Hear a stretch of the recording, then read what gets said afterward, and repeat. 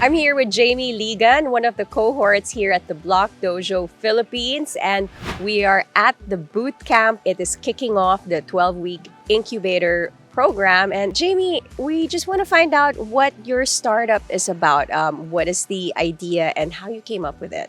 I've been a licensed real estate broker for almost 10 years already.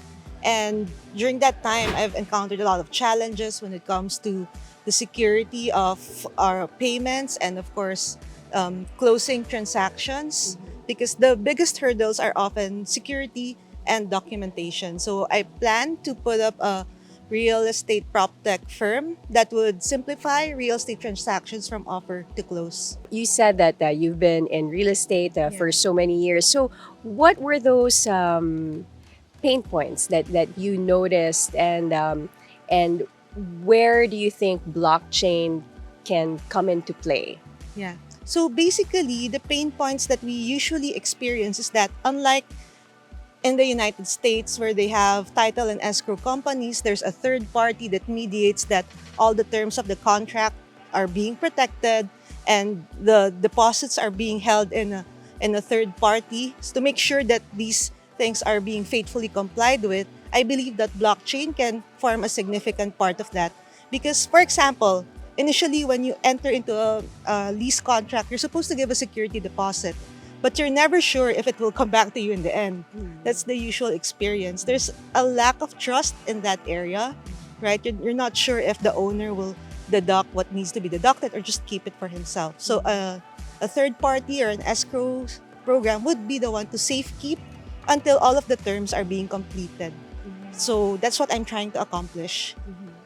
So just explain to us a little bit further what this platform is going to be, what it's going to look like, and how users will be able to use it on both sides, the tenants, the buyers, and on the real estate, or the people working in the real estate side. Correct. So basically, what I envision the platform to be is that from the very initial point of contact with the seller, when you want to make an offer, your broker or yourself can be the one to make an offer to the seller, and the seller is already a party to that transaction, or the other broker is already a partner to that transaction. So they see it, and it can be signed digitally, or blockchain can enable it that they accept it or not. Once you sign it, you sometimes have to give a deposit or an earnest money, and that funds is held somewhere on escrow, and the blockchain will be the one to enforce that. If in 30 days the full balance isn't paid for, then the money should go back to the seller because they held up their property for you. In the same respect, that if the seller did not provide clean documents that it's ready for being sold, then whatever deposit that you gave, it should come back to the buyer. So basically, it's a way to have a fairer process, a fairer and more transparent process, wherein someone from overseas can see all of the stages happening in real time. What's happening right now is that brokers or agents are trying to communicate through Viber, and you're trying to have someone deposit the money to the seller's account, and then you're not sure what happens after. Maybe they end up using your money, right? So there's a lot of mistrust in these transactions, and I'm looking for a way to help streamline everything and solve a lot of these problems. Right, exactly. Well, thank you so much for talking to us. All right. Thank you as well for having me here.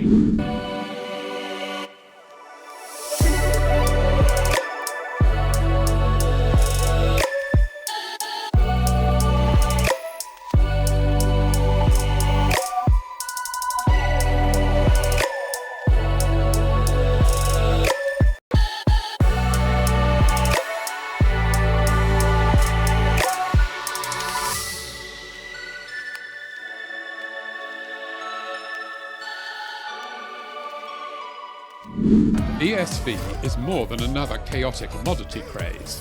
BSV blockchain can do more than just be a crypto investment. It can help you get more out of your games, share more of your art. BSV makes more things possible.